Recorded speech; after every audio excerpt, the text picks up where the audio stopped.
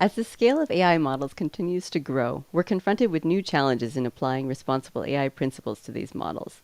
In this series of lightning talks, titled Responsible AI, The Challenge of Big Models, Microsoft researchers explore these challenges and discuss the approaches they're taking to address them.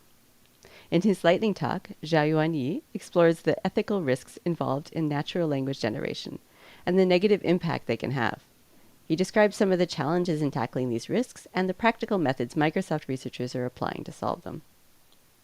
Large AI models are often very hard for humans to reason about, and one key component in building trust in AI models is to ensure that models produce understandable explanations for their decisions.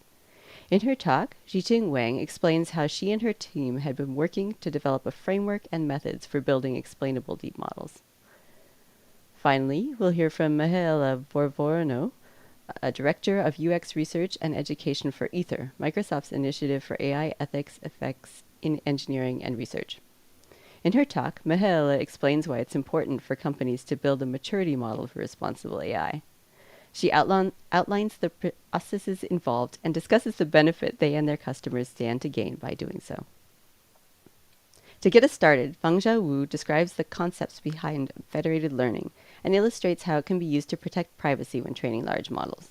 He discusses some key challenges that can arise when applying federated learning and the ways in which Microsoft researchers are tackling them. Okay, over to you, Fangzhao.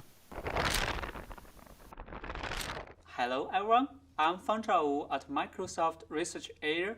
Today, I want to talk about combining federated learning with big models.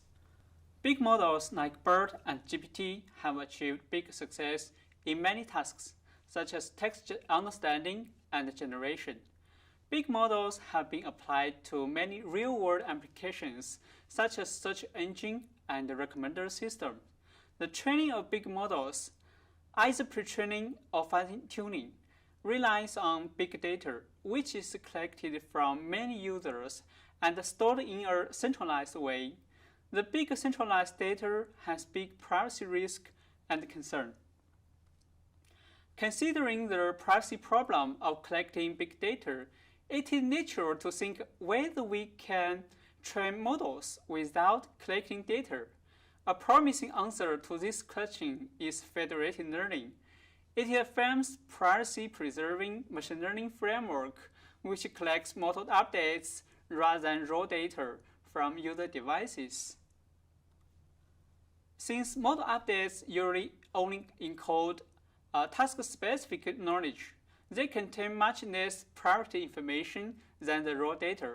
Thus, federated learning can effectively protect user privacy when learning models from many users in a collaborative way. However, it is not an easy task to apply federated learning to the training of big models. There are many big challenges like efficiency, heterogeneity, privacy, and security. The first big challenge is efficiency. We all know that big models have very big parameter size. In federated learning, there are usually many rounds of communications between server and user clients, so the communication cost would be very high.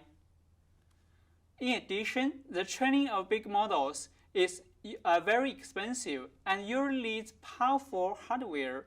However, in federated learning, the models are trained on user devices such as smartphones, which are not powerful for computing. So the computation cost of applying federated learning to the training of big models is also very high. The second challenge is heterogeneity. Federated learning involves many users to collaboratively train models. The devices of different users may have different capabilities in computation and storage. The same big model may not be affordable for all user devices. If we only include powerful clients and exclude weak clients, we will lose a lot of useful data and may cause some other problems like unfairness. The third challenge is privacy. We know that big models are very powerful in memorizing training data. For example, researchers have found that we can extract training data from big models like GPT-2 even though they are trained on a huge amount of data. Since the private data on user devices is usually in small size, there is a high risk that the big models trained on local data can encode a lot of private user information. Although combining federated learning with local differential privacy can help alleviate this problem, the huge parameter size of big models make it very difficult to achieve a reasonable trade-off between privacy and utility. The first challenge is security. It is well known that federated learning is very vulnerable. All the attack methods for centralized machine learning models can be applied to federated learning. And there are some additional attack possibilities in federated learning. For example, besides trained data, the model updates can also be pointed in federated learning. Big models can provide more capacity to convey attack like a backdoor, so security is a big challenge in federated learning for big models. Next, I will introduce several of our explorations in handling these challenges. Before presenting the details, I want to share our view of federated learning. In our opinion, federated learning is a multi-round of knowledge flow. In each round, the global knowledge first flows from server to selected clients with global model as knowledge carrier. Then, on user client, we extract local knowledge through fine-tuning the global model on local data. After that, we transfer the local knowledge from client to server with local model update as knowledge carrier. In the server, we fuse the local knowledge together and update the knowledge of global model. We hope this view of federated learning can help better understand our work as well as others. In traditional federated learning, the knowledge extraction model and the knowledge carrier model have the same architecture. If we want to reduce the communication cost by compressing the knowledge carrier model, the ability of knowledge extraction model is also weakened. In our FedKD work, we explore to decouple the knowledge extraction and the knowledge carrier models. We use a big model for local knowledge extraction and use a small model for knowledge communication between clients and server. In this way, the local knowledge can be effectively extracted, and the communication cost can be reduced.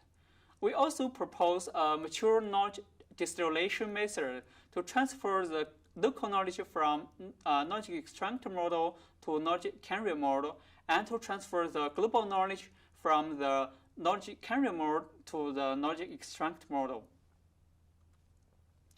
The experiments on medical text classification tasks show our FedKD method can effectively reduce the communication cost when applying FL to the training of big models, while maintaining their performance as much as possible.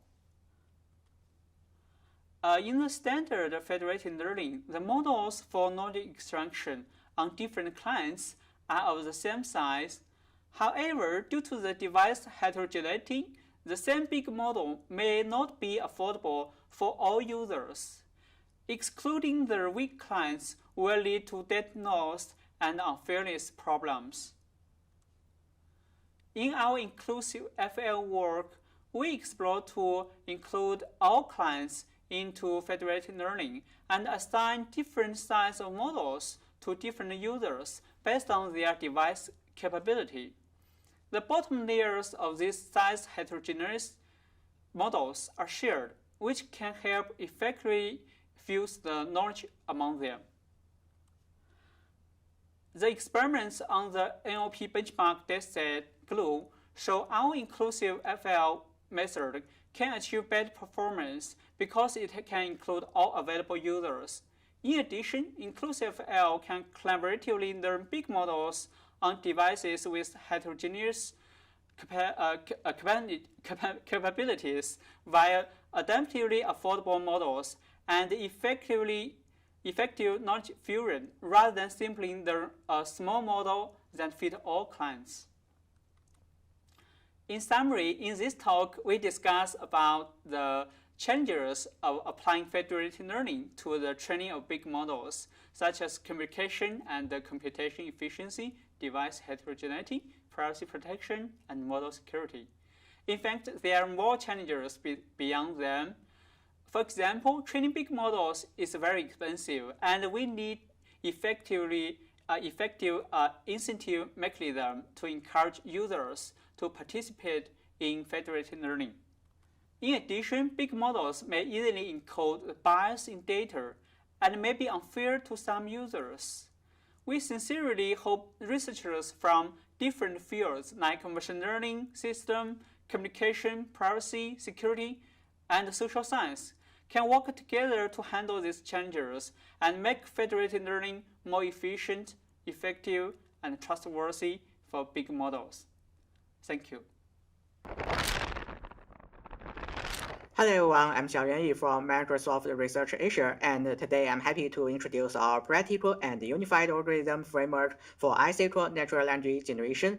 And please note that in this talk I may present some model outputs with offensiveness. Okay, we all know language models have flourished in massive downstream energy applications like dialogue and hand-eye generation. However, these powerful language models are observed to remember and produce some unethical contents, which has aroused many social concerns and reported by different news media. A typical example is toxic language, like this recent language models like GPT-2 or 3 may produce some offensive and maybe even racial texts causing serious social problems. And all these models could also generate some stereotypes towards particular demographic groups like female and black people. And in the text generated by these models, the female is always described as being weak and the black people always have lower social positions. And moreover, this model could bring some misinformation like clickbait and fact errors, which would hurt people's health. And all this harmful information may be integrated into the real world by affecting these downstream energy applications. And what's worse, this energy model would directly interact with end users, so they may have a far-reaching negative impact on people, shape people's opinions, and encourage them to produce more unethical contents, which would further enhance the harmful information in language models. So all these harmful texts would propagate misrepresentations, aggravate inequality, cause false opinions, and incite violence, and maybe cause some material harms. As a result, the United States and the United Nations have issued some regulations to focus on this problem. Language models that fail to handle all these problems may face not only ethical but also legal risks, which would hinder the safe deployment of our energy models in applications. As we are using larger and larger pretrained language models in our energy services, but all these ethical issues will still persist and maybe even deteriorate with increasing model size. Based on such facts, it's quite important for us to develop some methods to avoid the generation of this harmful text and guarantee all generated text to be objective and fair enough. And we term this research direction as ethical natural language generation. And such research could help us better take our social responsibility as a researcher and better meet relevant laws and regulations, which would also benefit the safe deployment of our energy models in downstream products and services. However, it's quite challenging to achieve effective ethical energy, and here we highlight a keyword that is practical, because we want to apply these methods into real applications, not only keep them in papers. So we may face many different challenges. For example, we may lack some satisfactory performance for mitigation, and we also lack something like flexibility and extensibility, which should allow the unified and joint modeling and optimization of multiple ethical issues, because it's infeasible to incorporate many different models for different issues. For example, one model for toxicity and another model for social bias, which would be quite resource consuming. And then as the definition and requirements of ethics would change with the development of the society, we require this method to be flexible for involving moral codes. And also, we don't want to sacrifice any generation quality, and we have a high requirement on generation efficiency. We want to keep a high generation speed with moderate GPU occupation.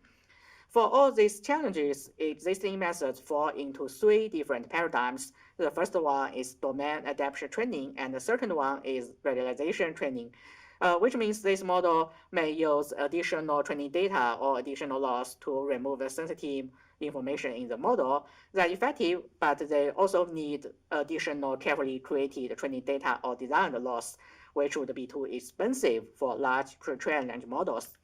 So we focus on the last paradigm, that is constrained decoding, and we can use something like heuristic constraints to directly fit out these undesigned tokens, and we can also search some adversary triggers to motivate the model to generate what we like. And we can also consider distribution rectification, which would steal the model outputs to reduce the probability of the undesigned tokens. These methods are also very effective, but they may lack some flexibility and extensibility, and they may severely hurt generation fluency, decelerate the generation process, and require too many GPUs. So we can say it's quite hard to handle all these challenges at the same time and balance all these different requirements. To tackle these challenges and take the first step towards practical ethical energy, we propose a unified framework called UDIA. And our core idea is to consider each ethical issue as an attribute, so we can design different sensitive ethical attribute variables like A1 to AK, with each corresponding to one of these issues, like A1 means gender, which could be male, female, and other choices, and A2 means race, and AK means toxicity. And then we just need to minimize some relative metrics for debiasing and minimize some absolute metrics for other ethical issues like toxicity. And based on such definition, our UDR framework can tackle the first and second challenges by a novel information theory-based optimization objective. And for the other two challenges, we design an adaptive and efficient inference time optimization schema. So for the first part, we design such a loss, and we prove that this loss can be considered as a kind of mutual information between the generated text and the attributes. And this theorem tells us that when minimizing this loss, we are actually disentangling the generated text from the attributes, and then we can achieve unified optimization by mixing different attribute conditioned generation probabilities with the prior probability of each attribute as the mixing weight.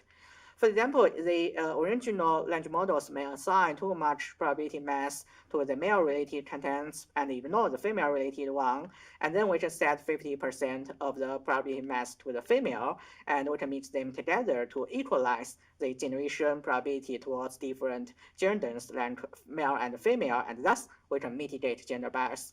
And also for the toxicity in language models, we can just set the prior probability for toxic contents to a value close to 0, and in this way we can reduce toxicity. And note that in such a framework, all we need are just some class files. So by applying multiple class files at the same time, we can achieve joint optimization.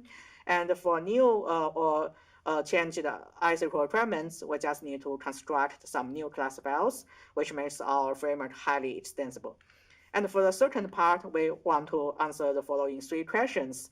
How can we get these attribute signals, and when to intervene, and which parameters should we update? So all these answers, you can have your own design, and it can be easily customized to your own needs. For example, we want to improve the generation efficiency, so we use some lightweight class files, and we test each generation time step. Only when the model output has a higher attribute polarity, we intervene and update only 1% of these parameters. And such designs allow us to avoid unnecessary computation cost and unnecessary modification of the model outputs, so we can maintain a high generation speed and quality. And since we optimize some model parameters, not only direct modify the model outputs, so we can further improve the performance with moderate GPU occupation. So compared to all these existing methods, our model can achieve both separate and simultaneous mitigation of multiple ethical issues with a more balanced effectiveness, generation quality, and efficiency. So in conclusion, we know these pre-trained language models can produce some harmful information, and they may not vanish with increasing model size. So we propose a practical and unified framework called UDR for ethical energy, and our model support simultaneous optimization of multiple ethical issues, as well as some kind of flexibility and more balanced generation quality, efficiency, and performance. But there are still other limitations in our model. For example, we may involve more other ethical issues like more kinds of bias in our model, and then we can consider the intrinsic mechanism of the model remembering and generating these ethical issues because it's still unknown. So we can explore it in the future and design better metrics and datasets for evaluating these ethical issues. So from our UDR framework, we take the first step towards practical ethical energy, but there are still many challenges. If you are interested in this topic, feel free to email us, and any kinds of collaboration are welcome. So that's my presentation. Thank you. Hi everyone, I'm Siting Wang, a researcher in the Social Computing Group at Microsoft Research Asia. Today, I will talk about reshaping deep models to embed explainability and grow trust. I learned about the trust issues with deep models from one of my colleagues. He is a model developer responsible for building a recommendation model for a large customer company. Although he is passionate about deep models, the customer cannot fully understand their working mechanism and is worried that they may cause serious unknown issues. The customer deeply cares about real user satisfaction instead of just offline model performance. Thus, my colleague finally builds the model by combining fully transparent rules, like recommending the most popular items. Whenever the customer has concerns, he can easily integrate user feedback by adding new rules. Similar stories happen to many others, according to a human interaction study. There are multiple stakeholders for a model, and they may all be affected. These stakeholders work closely to balance different goals, and the key is to build trust and create a mutual understanding by valuing others' influence and voice, and being open to criticisms. However, it is very difficult for deep models to collaborate like this. An interesting question is, can we grow trust by creating a mutual understanding between deep models and humans? A common way for building trust is using post hoc explanations, which interpret a black box model after it has been trained. Post hoc explanations can be easily applied to any trained model.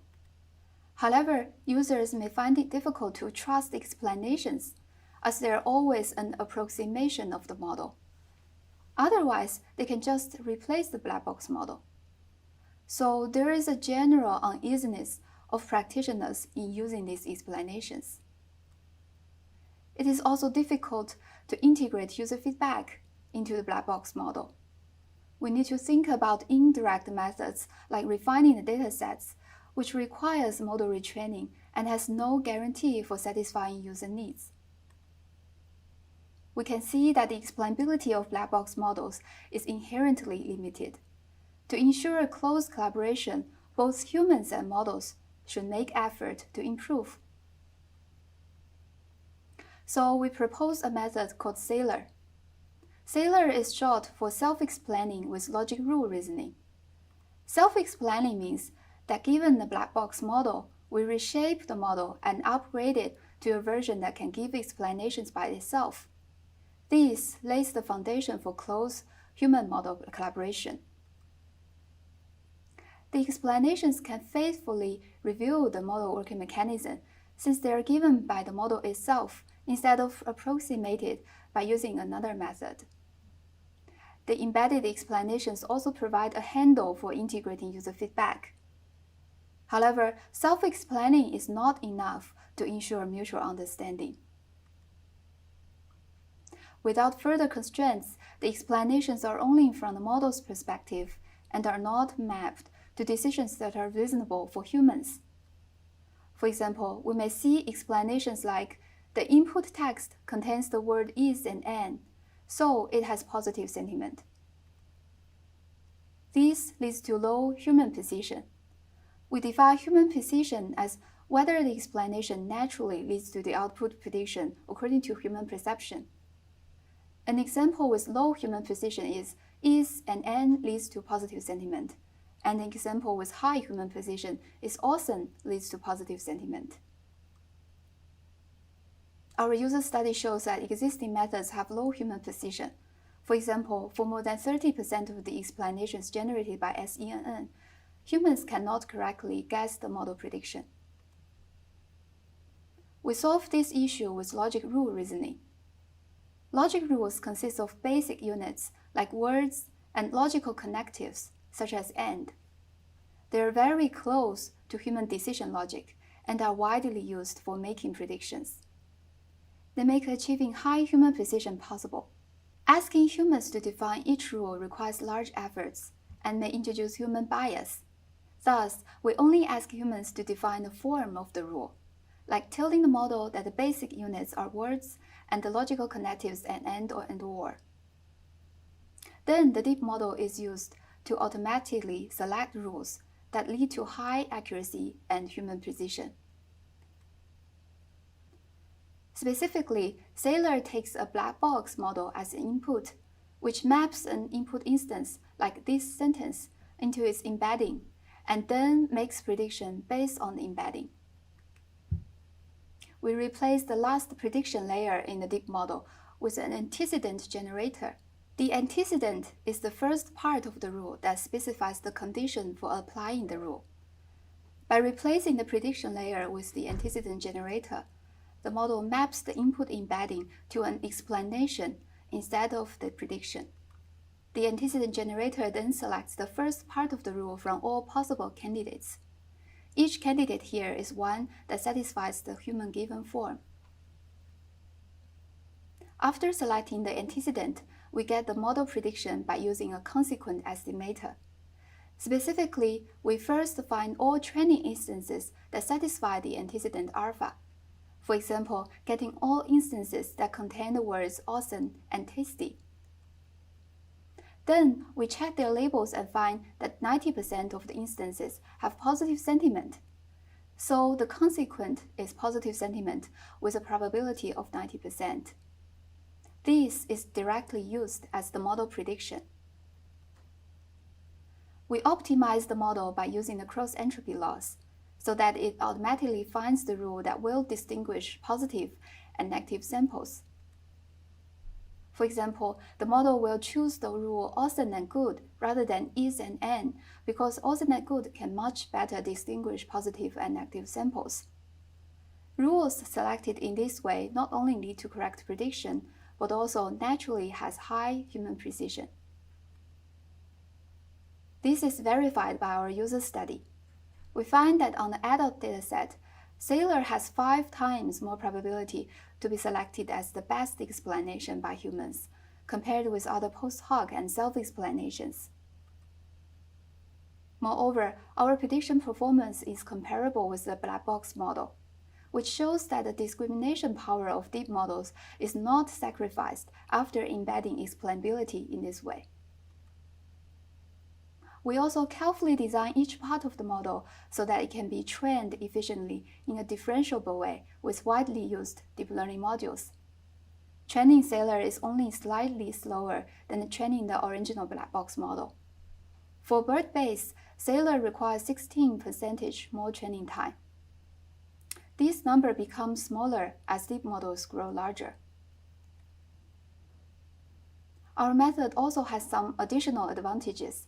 First, as a self-explaining model, it can generate explanations much more efficiently than post hoc methods. We achieve 1,000 times speed up compared with Lime and more than 50,000 times speed up compared with Anchor in yield-post BERT-base. Second, our model is more robust to noisy labels because logic rule reasoning mines important global patterns and use it to regularize model decision. When 20% of the labels are randomly flipped in the training set, the F1 score of Sailor is 10 percentage higher than the black box model. Last, we can steer the model and integrate user feedback without model retraining. If the model uses a noisy feature like Vegas to predict sentiment, the user can forbid the word from being included in explanations. Then the explanation will be updated to another one like tasteless, leading to a more accurate prediction. Sailor is one of our works in explainable machine reasoning. In addition to logic rules, we also study how to integrate deep models with other types of symbolic systems like knowledge graphs and social networks. Then the explanation become reasoning paths or subgraphs. In the future, we wish to better bridge the gap between models and humans by collecting explanation benchmark datasets and better designing the model through collaboration with psychologists and neuroscientists. We wish that one day models can collaborate with humans in a seamless, considerate, and loving way. Thanks for listening.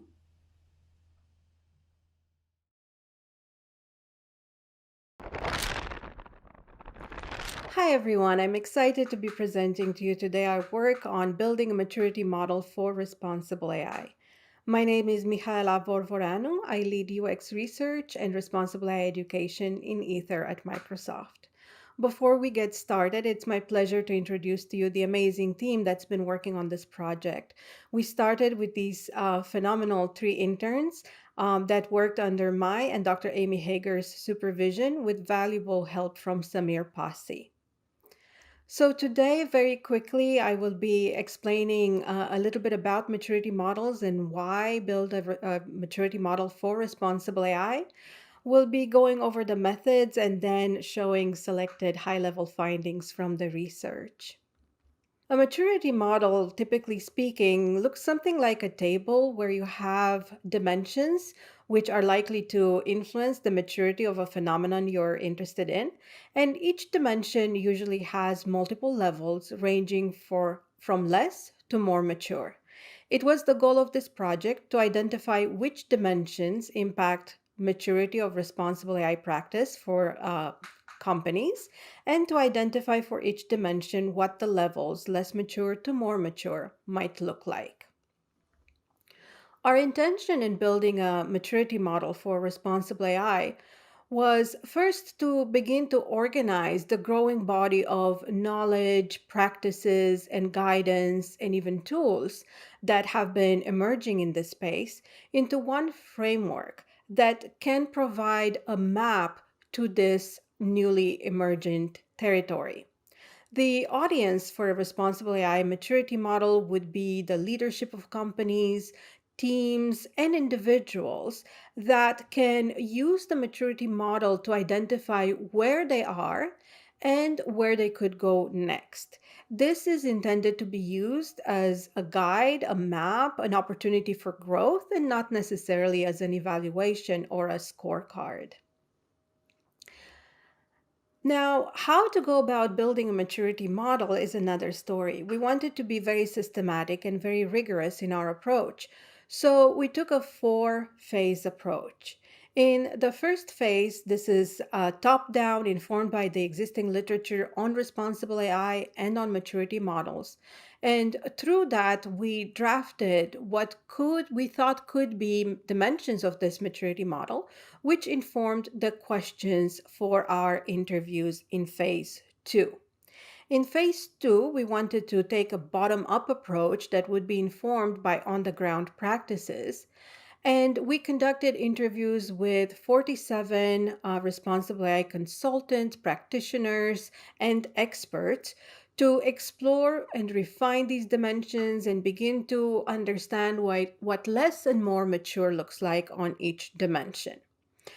Right now, we are in phase 3, where we're conducting more interviews with experts that are helping us identify levels within the dimensions, fill gaps, and validate each dimension of the model.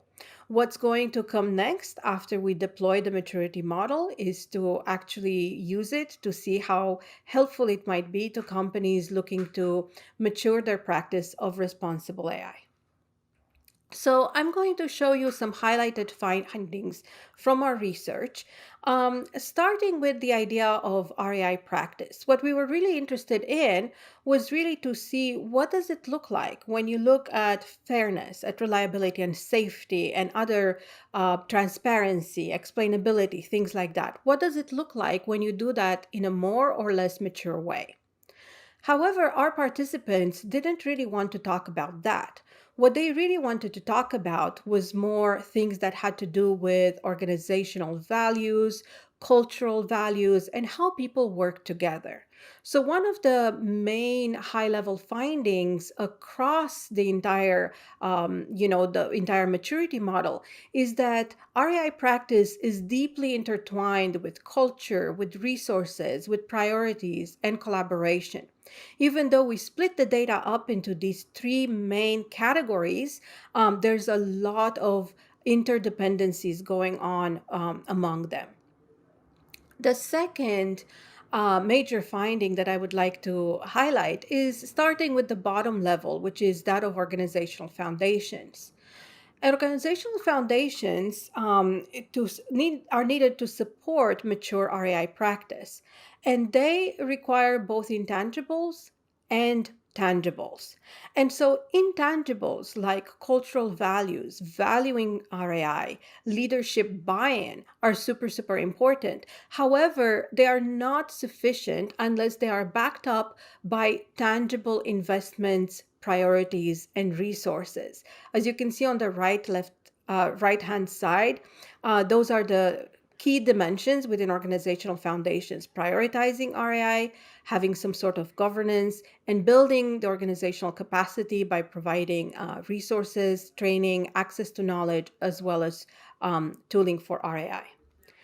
The third main finding I want to highlight is at the team level. If the organizational level, the foundational level for organizations, consisted both of intangible but mostly of tangibles, at the team level, it's mostly those intangibles that matter. What people emphasized again and again was how important it was to value RAI, to not see it as a tax, to start working on RAI early, to not really postpone it until the end of the project. In other words, all these intangibles, these cultural values, attitudes, how people work together, these are the foundations of responsible AI maturity for teams. I want to highlight just a couple of the dimensions here. For example, super, super important to responsible AI is to do interdisciplinary work, right? We can't have only data scientists, we can't have only engineers or only UX people, user researchers, designers, or program managers working on this. It's super, super important to work together and to work together from the very, very beginning. One of the elements of working together is even having and establishing a common language. We know that different disciplines speak in different terms, and that establishing a common language is an initial barrier to interdisciplinary collaboration, and that teams need to take their time to actually build this common language. Another aspect that came through as super important was the role of UX of AI. And here by UX, I mean broadly UX disciplines, including research, design, content strategy, and more. Really important was to actually engage with UX early on, but also for UX practitioners to be ready to work on AI projects. Okay. All of this amounts to what is really, really important under the interdisciplinary work. You see it as the first subdimension there, which is taking a socio-technical approach to responsible AI. Understanding that this is not solely a technical problem that has only technical solutions, but that it is something that deeply impacts people and society, and therefore the solution needs to take those aspects into consideration. Working with responsible AI consultants and experts, was also a very powerful dimension that a lot of people emphasized. Responsible AI is new. It is difficult. Very many times we don't know exactly what to do, and we have to figure it out for each project. And so, how product teams engage with consultants and experts, how open they are, how dependent they are on them, and also how responsible AI experts and consultants set the tone and expectations for such engagements emerged as very powerful aspects that can influence whether the approach to responsible AI is more or less mature. And so finally, we get to responsible AI practices themselves. What does it look like to do our AI in a less or more mature way when it comes to things like identifying and assessing harms, measuring, mitigating them, doing system monitoring, engaging in other practices and applications like transparency and privacy? The main maturity indicator for all these practices were less mature, the work is done ad hoc, sometimes accidentally. More mature, teams take a systematic approach that is part of their life cycle, and it is deeply integrated in their everyday work.